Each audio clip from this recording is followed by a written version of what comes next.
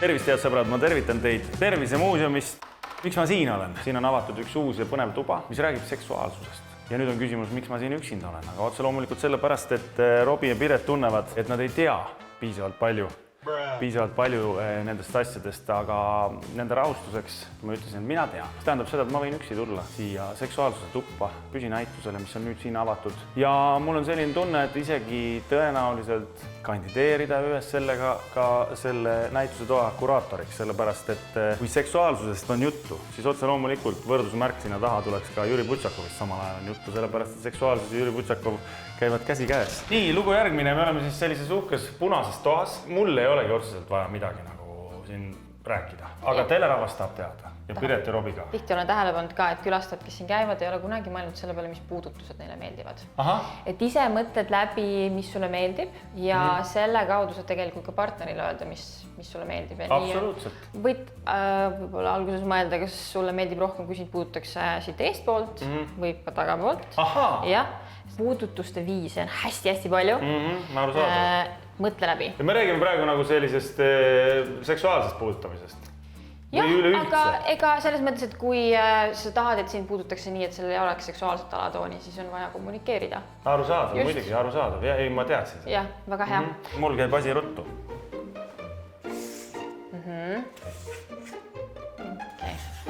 Tehtud. Ja nüüd tahapoole ka. Siit ei olegi vaja. Ühesõnaga, põmm. Kõik ühes kohas. Ja ütle, et ma eksin. Aga kas sul mõnikord sa ei tunne, et igav oleks, et kogu aeg ühes kohas ainult? Ei ole. Ei ole. Oota, mul on tegelikult veel ju. Tehtud. Tead, ma võin sulle öelda, et see ei ole otseselt vale. Mõtle läbi, äkki sulle meeldib, et keegi silitaks suus, varbaid, sõrmi. Miks? Inimestele meeldib. Aga oluline on see võib-olla, et see avastaks. Võib-olla sulle ei meeldigi. See on ka täitsa okei. Võib-olla kutsuksin vaatama, kes ei taha. Siin on meil sein, mida saad ka puudutada. Me oleme nüüd nagu natukene sadomaso juures, jah? See ei pea olema alati sadomaso. Ei, no aga siin on ju okkad. No mul on selline tunne, et ma valin praegu mööblit. Okei. Ma arvan, probleem ongi selles, et me oleme kuidagi kursis rohkem sellega, milline mööbel meile meeldib, aga mitte sellega, et mis meile meeldib. Et kui ma istun näiteks mööbli peal, et kus ma ennast hästi tean. Just. Partnerile jah öelda, mis sulle meeldib, see on kuidagi nagu imelik meil. Mulle muidu räägin küll kõik, mis mulle meeldib ära, aga nagu seda pilti ma ei julge inimesele näidata. Nüüd ma olen seda teinud kogu ühiskonna ees. See on juba esimene samm, väga hea. Tegelikult rääkisime ümber. Intensiivne ja stimuleeriv. Mulle meeldib, kui keegi vahepeal nagu masseerib ka. Aga selja peale sa ikka ei taha midagi lisada? Ma olen selline tõenäoliselt. Okei. Väga, et sa üldse mõtlesid selle peale. Hästi tihti on erinevad müüte seoses rasestumisvastaste vahenditega. Et kui palju sa tead näiteks hormonaalsest plaastrist? Tead, milline välja näeb, kuhu pannakse, mis teeb? Oi, ei tea. Ütlen täitsa siiralt, ma tean, et on olemas nii-öelda nagu mehaanilised vahendid, spiraal väga hea. Kondoom. Aga naised kasutavad sellist nagu seda kondoomilaadset toodet. Väga hea naiste kondoom. Ja siis on otse loomulikult on vanad head pillid. Nüüd ma saan aru, et on tulnud lõpuks ometiga plaaster. Päris pika aega. Okei, kui pika? Ma arvan, et see on mingi, me räägime siin paarist nädalast, kuust. Natuke kauem. Natuke kauem ja, siiski. Ikkagi päris tuntud variant. Selge, võt ei ole kokku puutunud ja seal on siis niimoodi nagu suitsetamisega, et paned lihtsalt peale ja... Ja siis see kaitseb sind raseduse eest. Et ikkagi teatud aja jooksul võetakse ära, pannakse uus. Meil on ka erinevad implantaadid, mis pannakse käte alla. See pannakse naha alla? Naha alla pannakse, jaa. Tehakse nahk katki ja pannakse siia sisse nagu kiip. Just, jah. Ja see kiip hoiab siis rasestumise ära. Just. Täitsa lõppkuu me jõudnud oleme. Ja nad lõpuks mängib ikka hormoonidega. Jah, just. Meil on hormonaalsed vahendid, sa ütlesid väga õigesti, meil on siis selline spiraal. See ongi, jah. T-täht nagu. Ma kujutan ette, et päris paljud on kuulnud elus sellest spiraalist.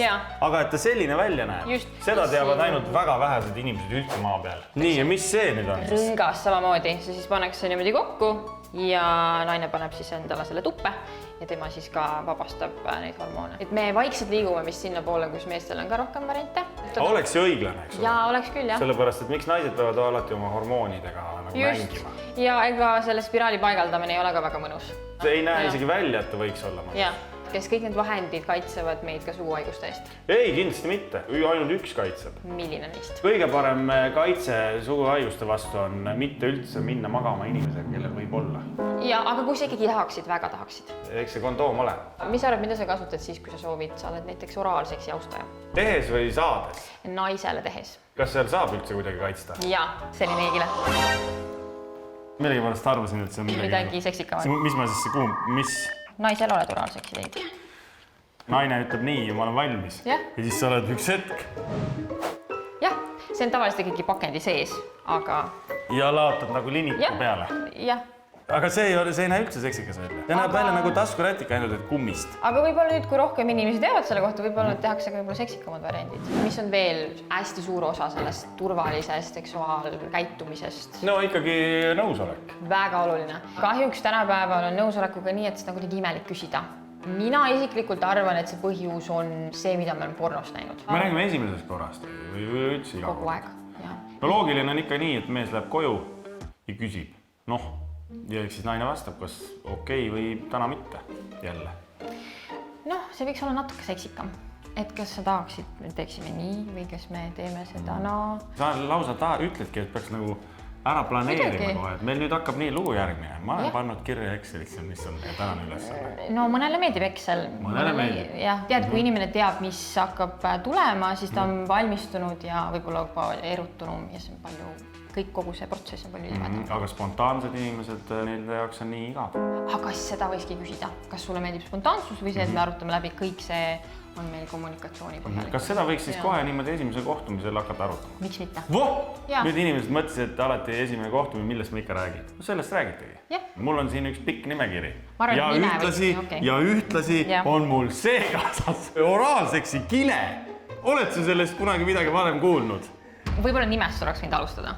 Siin on küsimused olemas. Muidugi, sa ei pea kõik välja mõtlema. Ja siin on nüüd olenevalt sellest, kas sa oled juhuslikult nagu lähed koju või lähed reisile. Jah. Kas sulle meeldiks, kui me teeksime oraalseksi?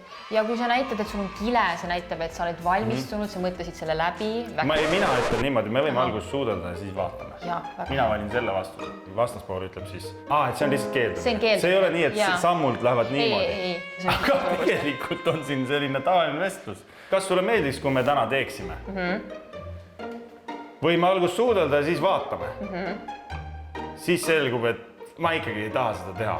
Ja siis mees küsib, on sul ikka kõik hästi? Väga põnev ja see nõusolek tegelikult on ju kõige olulisem asi üldse, et enne me, kui üldse mujale me jõuame. Ei, absoluutselt, et kui me küsime sõbralt, et kas sa teed soovid ja kui ta ütleb ei, me ei hakka seda talt kurgust alla ju lükkama. Ja kui see ei ole kindel, see ei ole jah, vaid see on ei. Ma saan aru, et kui nagu lihtsalt on rohkem aega ja oled üksi kodus, siis on siin ka natukene sellist muud kraami. Vahendeid, mida sa saad kasutada enda peal sooloseksiks, aga tegelikult need on sellised vahendid, mida saab ka partner suhtes kasutada, et need ei ole kindlasti kellegi rivaalid, vaid nad aitavad kaasa. Tead, ma jätsin siin sulle erinevaid asju proovidega. Nagu proovida selles mõttes, et lihtsalt vaadata? Jah, mõned ikkagi vibreerivad ka, et võid proovida. Nagu vaadata? Vaadata ja katsuda. Sa võid katsuda ka neid, jah. Neid me oleme kasutanud Robert Rooli peal. Jaa. Suhteliselt hiljuti. Kas sa, Robert, küsisid ka, kas talle meeldis? Tead ei küsinud. Küsi järgmine kord. Okei, ma järgmine kord küsin Robert. Sest kui talle meeldis, siis võiks ju jätkata ja korrata ja nii. No siin on erinevad vibraatorid. Jaa, see on ühe mu kolleegi lemmikmänguasi. Paneme tööle. Kas see inimene on täna tööl või? On. Aga see ei ole tema oma? Ei ole, ei ole. Mis sa arvad, mis ta teeb? Teeb mitut asja korraga. Valmistab selle üllatuse. See suureneb! Seda ma ei teadnud ja pull on praegu niimoodi, et meil siin kaamerad taga on meil tegevprodutsendid, kes on daamid ja nii kui nad nägid, et suureneb, nad tõusid praegu püsti. Laari pööras pilku. Kohe jooksid inimesed kohal. Peaasi, et liiga suureks ei lähe. Mulle on räägitud liiga. Just, ja siis läheb ekseliks. Just. Läks katki. Meil on siin selline interaktiivne ekraan ka, 3 teemat. See sooidentiteetide teemat, tihti tekib küsimusi, et mis asi on näiteks bisooline või asooline, siin on kõik ära vastatud. Siis on subkultuuride teema, see on selline natuke tõsisem teema. Et praegu räägitakse misogüüniast, manosfäärist, kõik see on siin olemas. Populaarsem teema on meil siin pornograafia. Mis sa arvad, kui palju sellest pornost tead? No vot, seda te ei saa kunagi teada. Ei saa, okei.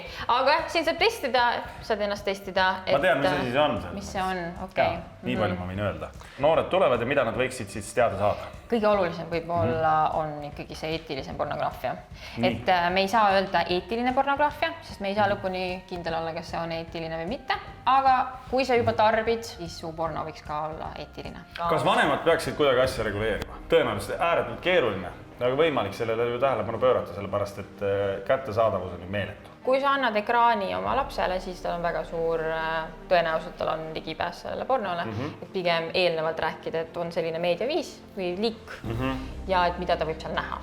Kui sa võib-olla tabad oma teismelise poja masturbeerimas, et siis mitte kuidagi seda halvustada, vaid et rääkida läbi, et mida ta tarbis. Teie kutsute siis üles ikkagi suhtlema omavahel vanemate ja laste puhul ka, et Just. võib-olla ka valida õige hetk. Jah. Mitte siis, et kui naabripoiss on külas, et poiss tule siia korra, oota sina seal, lugu järgmine. Ma tahan sulle näidata pornot praegu. Jah, et see keskkond, kus sa seda teed, võiks ka turvaline olla. Just. Kas sa nägid, et mina kuidagi sain ka rohkem asjadest teada? Ma arvan, et nii sina kui ükskõik, kes siia tuleb, kui ta tuleb siia muuseumisse, ta mõtestab need teemad läbi, see on kõige olulisem. Jah, et sa ei peagi kõikidele küsimustele õigesti vastama, kõike teadma, aga see, et sa mõtestad seda läbi, see on kõige olulisem. Olgugi, et mina enamusele ju vastuseid teadsin. Enam-vähem. Väga rahulikult, see enam-vähem läks väga raiseks. Jah. Tervisemuuseum ootab teid kõiki. Lea, ma saan aru, et sina oled siin ja aitad ja abistad ja tutvustad. Jaa, mina võib-olla käin siin ringi, aga tavaliselt mind näeb ikkagi klassi ees, et muuseumi õpetajana. Jah. Väga tore, igal juhul tulge kohale, sellepärast, et palju põnevat saab teada ja rääkige oma lastega, rääkige oma naisega. Ja kõige tähtsam, et jätke meelde, et on olemas üks toode. Ja laotad peale.